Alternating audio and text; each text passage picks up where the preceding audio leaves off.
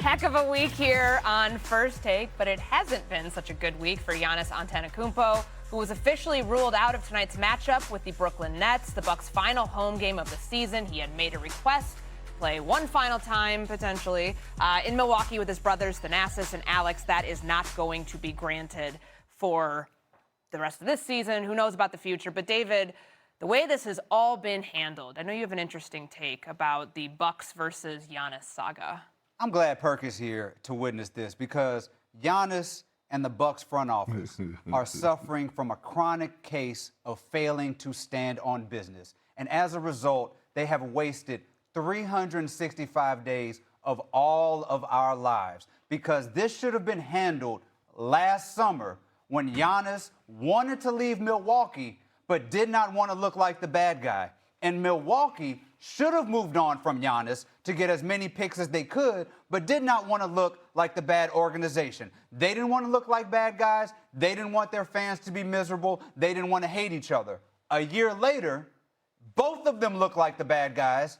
Their fans hate them, and they hate each other. And Giannis, midway through the season, is putting double thumbs down to his own fans. They are not winning any games. Giannis is injured. His stock has fallen a little bit in terms of their return for what they can get from him. And everybody in the Milwaukee metropolitan area is miserable and more miserable than they would have been last year if everybody had made peace, moved on from each other, let Giannis go try to win a championship, let Milwaukee get as many draft picks as they could, build to the future, start building his statue, start hanging his jersey, and leave peacefully. Instead, this has become an ugly divorce because they wanted to stay together for the kids, and the kids being the fans, and everybody's miserable. That's cute. No, it's not an easy decision to make to trade Giannis Antetokounmpo. And I won't say that Giannis messed it up.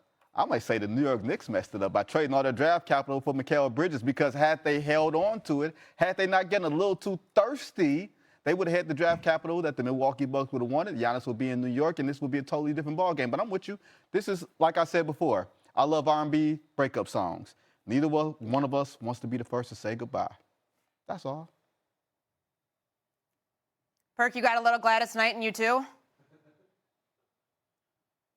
I got a lot. Gladys Knight, Isley Brothers, but listen, here's the thing. This relationship has run its course. I agree with Vinny and David when you talk about holding on too long. This should have happened before this season. The trade should have happened. They should have parted ways. It should have happened at the trade deadline. Now, here's the problem. The problem is that nobody wanted to be the bad guy. We get that part of it. Giannis Antetokounmpo, if he would have came out publicly and said he wanted out, he wouldn't have looked like the bad guy. You want to know why? Because he has done everything and more for that organization in the city of Milwaukee, on and off the floor. When you talk about delivering the championship, check. Winning the MVP, check. Defensive Player of the Year, check. Finals MVP, check. And then look at the growth of the city. See, I put Giannis in the same conversation with guys like LeBron and Steph when you talk about powerful over popular. Powerful players move the needle from an economic standpoint. They got a new arena. We see new condos, new restaurants.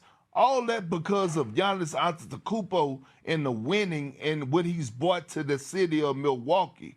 It has to happen. I believe this relationship is over. I do not want to go into next season talking about Giannis and the Bucks. It has to be over. Now, I'm going to say this, last thing. You know who's the biggest winner? Who's the biggest winner in all of this? Is the New York Knicks. The New York Knicks. That's why they're not under any pressure, in my opinion, this postseason. Because they're really playing with house money. They know that Giannis Antetokounmpo wants to be in New York. So now you take this team that is a championship caliber team. Hold on, feel me out. That is a championship caliber team, and you go make a run and try to go win the NBA championship.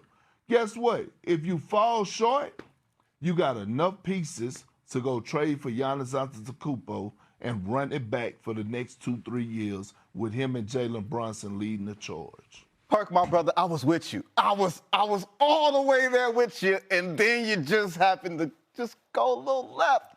I don't think the Knicks are playing with house money. I know they fired their coach last year because they didn't get to the finals. Karl Towns is under an amount of pressure because they didn't get to the finals and have to get to the finals this year. Same for Mikal Bridges. Like, you can't wait on Giannis Antetokounmpo with the health issues that he's had since winning that title. He's had years where he hasn't played in the playoffs. He's had years like this year where he's battling calf injuries. So to assume that he's going to be of premium health by you waiting a year, or to assume that the Bucks are going to hand him over to you just because you're the Knicks, is a fool's errand, because it's a lot of other teams that have draft picks and assets that they could trade him to. If you're the Knicks, you better focus on handling your own damn business. Yeah. All right. Let's leave it here, because this is a saga is putting a we're putting a bow on it now. But I got you, Lucky, on this one.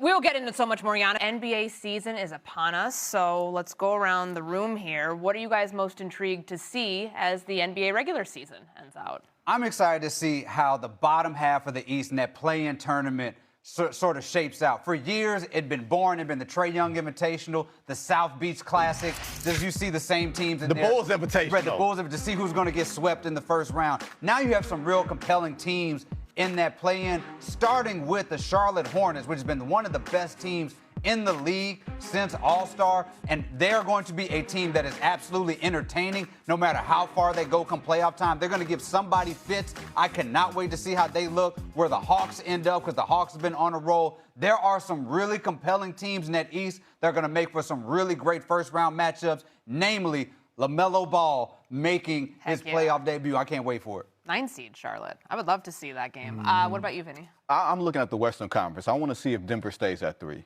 Because if they slide to 4, they go in the crosshairs of Oklahoma City in round 2.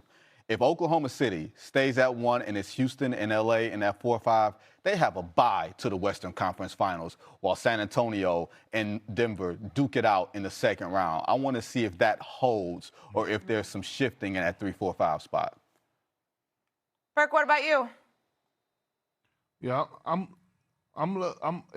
looking at the West, to be honest, and I'm looking at one team in particular, and that's the Los Angeles Clippers, and where they're going to land and how they're going to end the season, and when they get into the play-in tournament, because they're going to get into the postseason, who are they going to match up with? Because we know right now Kawhi Leonard, one could argue, is the most dangerous man in the NBA.